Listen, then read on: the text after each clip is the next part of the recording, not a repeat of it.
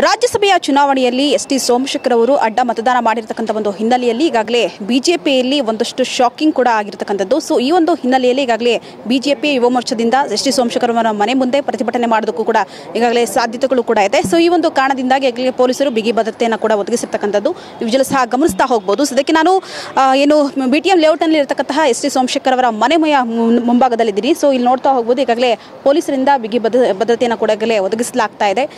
ಏನು ಲೇಔಟ್ನ ಪೊಲೀಸರಿಂದ ಈಗಾಗಲೇ ಬಿಗಿ ಭದ್ರತೆಯನ್ನು ಕೂಡ ಒದಗಿಸಲಾಗಿರ್ತಕ್ಕಂಥ ಸಹ ಗಮನಿಸ್ತಾ ಹೋಗಬಹುದು. ಈಗಾಗಲೇ DCP ಅವರು ಕೂಡ ಸಹ ಸ್ಥಳಕ್ಕೆ ಬಂದು ಈಗಾಗಲೇ ಪರಿಶೀಲನೆ ಕೂಡ ಈಗಾಗಲೇ ಮಾಡ್ತಾ ಇದ್ದಾರೆ. ಇನ್ನು ಎಸ್.ಟಿ. ಸೋಮಶೇಖರ್ ಅವರ ಮನೆಗೆ ಅಂದರೆ ಅದು ಸಂಪರ್ಕ ಕಲ್ಪಿಸುವಂತಹ ಎರಡೂ ಬದಿಯಲ್ಲೂ ಕೂಡ ಈಗಾಗಲೇ ಬ್ಯಾರಿಕೇಡ್ಗಳನ್ನು ಹಾಕಿ ಈಗಾಗಲೇ ಕ್ಲೋಸ್ ಕೂಡ ಈಗಾಗಲೇ ಮಾಡಿರ್ತಕ್ಕಂಥದ್ದು ವಿಜುವಲ್ ಸಹ ಗಮನಿಸ್ತಾ ಹೋಗಬಹುದು. ಈಗಾಗಲೇ ಯುವ ಮೋರ್ಚಾದಿಂದ ಬಂದು ಇಲ್ಲಿ ಪ್ರತಿಭಟನೆ ಮಾಡ್ತಾರೆ ಅಂತ ಕೂಡ ಹೇಳಲಾಗ್ತಾ ಇದೆ. ಸೊ ಹೀಗಾಗಿಯೇ ಈಗಾಗಲೇ ಪೊಲೀಸರು ಕೂಡ ಈಗಾಗಲೇ ಬಿಗಿ ಭದ್ರತೆಯನ್ನು ಕೂಡ ಈಗಾಗಲೇ ಒದಗಿಸಿರ್ತಕ್ಕಂಥದ್ದು. ಇನ್ನು ಬಿಜೆಪಿಯಲ್ಲಿ ಇನ್ನು ಎಸ್.ಟಿ. ಸೋಮಶೇಖರ್ ಅವರು ಮಾಡಿರ್ತಕ್ಕಂಥ ಒಂದು ಅಡ್ಡ ಮತದಾನ ಏನಿದೆ ಸೊ ಇದು ಒಂದು ರೀತಿಯಾಗಿ ಶಾಕಿಂಗ್ ಆಗಿರ್ತಕ್ಕಂಥದ್ದು. ಯಾಕಂದರೆ ನಿನ್ನೆವರೆಗೂ ಕೂಡ ಅವರು ಬಿಜೆಪಿಗೆ ಮತದಾನ ಮಾಡ್ತಾರೆ ಅನ್ನುವಂತಹ ನಿರೀಕ್ಷೆಗಳಿತ್ತು.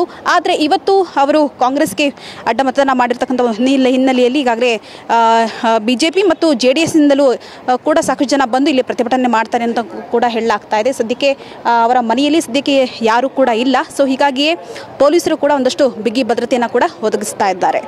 ಕ್ಯಾಮ್ರಾ ಪರ್ಸನ್ ಮುತ್ತು ಜೊತೆ ಪೂರ್ಣಿಮಾ TV9 ಬೆಂಗಳೂರು.